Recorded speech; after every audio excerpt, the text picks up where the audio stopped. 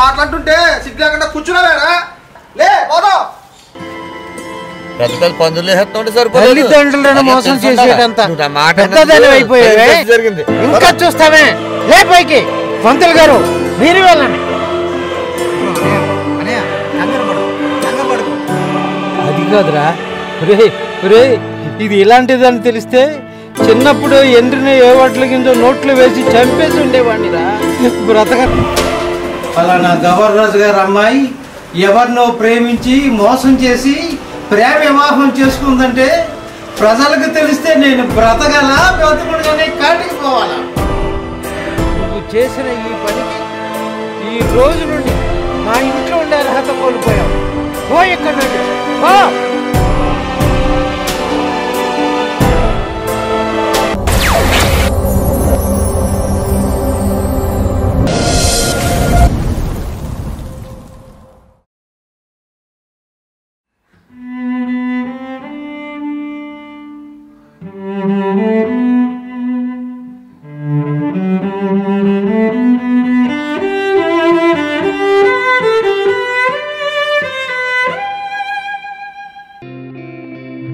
చూడమ్మా స్వాతి, వాడిని చిన్నప్పటి నుంచే చూస్తాం, వాడు ఏం మారలేదు. అన్నయ్య కుందేలుకి మూడే కాళ్ళు.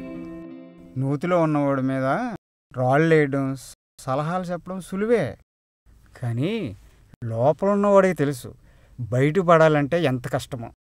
కానీ సమస్య ఉన్న చోటే సొల్యూషన్ ఉంటుంది. నన్ను అడిగితే సొల్యూషన్ అనే సమస్య ఉండదు.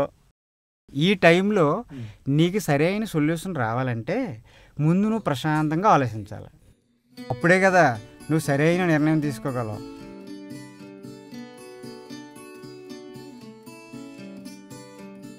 అంటే నేను చెప్తేనే కానీ తెలుసుకోలేనంత చిన్నపిల్ల కదమ్మా నువ్వు. సరే పద.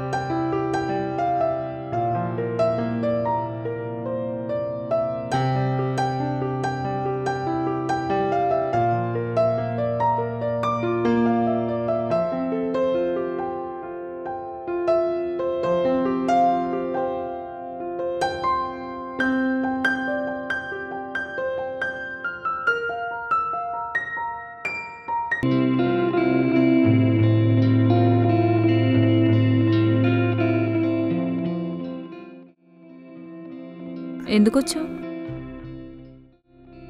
ఇప్పుడు గుర్తొచ్చానా? జరిగింది సరిపోలేదా? ఇంకేం మిగిలిందని? జీవితంలో ఇలాంటి రోజు ఒకటి వస్తుందని నాకు చచ్చిపోవాలని ఉంది.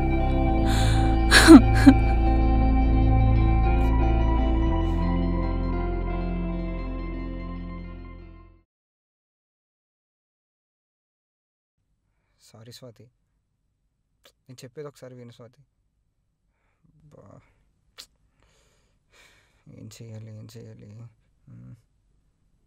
ఐడియా. ఇది పట్టుకో. నా మీద కోపం ఉంది కదా, నీకు కోపం తీరేంత వరకు అనుకుంటా, ఓకేనా?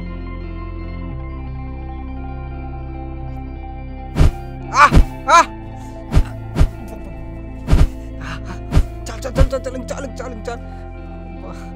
ఎందుకంటే కొడిసేవిటా బాబు.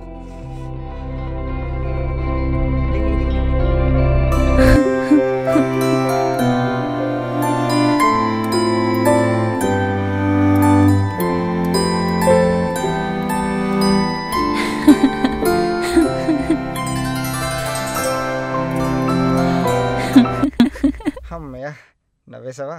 దా.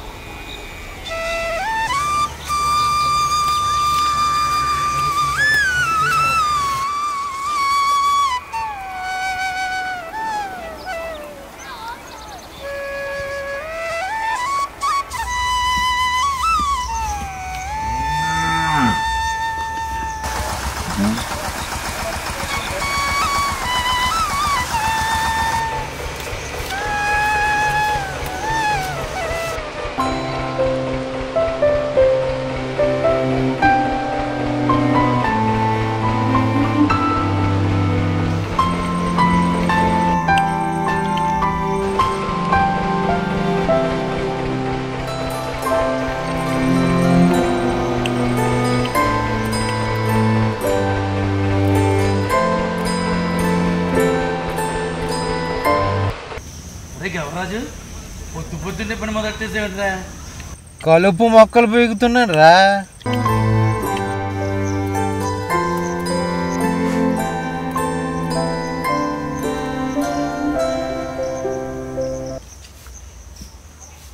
నాన్న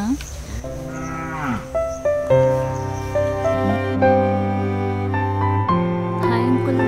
హాయ్ స్వాతి.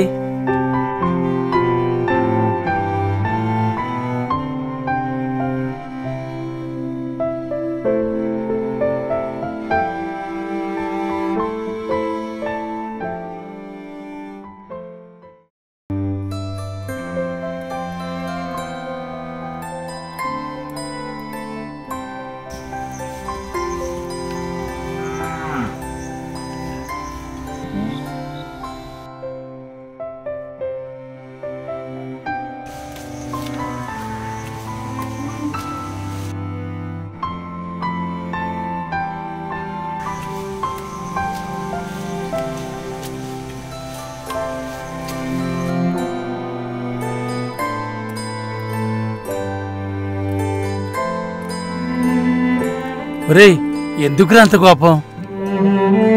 కాయలు కాసే చెట్టు ప్రక్కన కలుపు మొక్కలు ఉండకూడదురా, అందుకే పీకి పారేస్తున్నాను.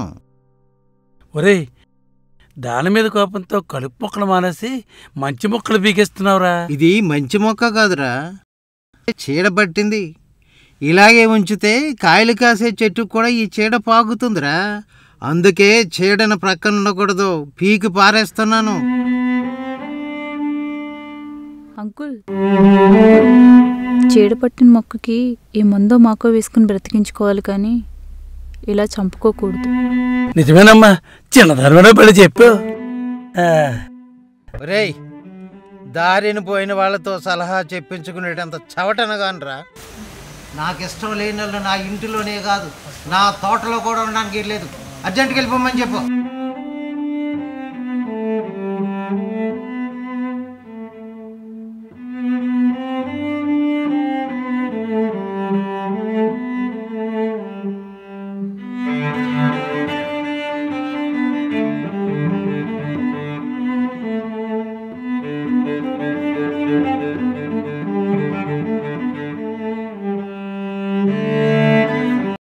చిన్నప్పటి నుంచి ఒక్క క్షణం కూడా అది ఎప్పుడు నేను వదిలి ఉండలేదురా.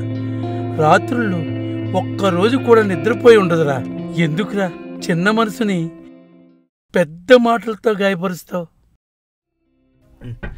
నీకు గుర్తుందో లేదో, అది 10వ తరగతి చదివేటప్పుడు పరీక్షల్లో ఎక్కడ ఫెయిల్ అవుతుందో అని దానికంటే నువ్వే ఎక్కువ నైట్ అవుట్లు చేసి పరీక్ష ప్యాచ్ చేయించావు. జీవితంలో ఫెయిల్యూర్గా వదిలేస్తావా? ప్రాణాలన్నీ దాని మీదే పెట్టి పెంచుకున్నా నీ కూతురాది. దాని జీవితాన్ని మ్యాచ్ చేయిస్తావో ఫెయిలే చేయిస్తావో నీ ఇష్టం రా.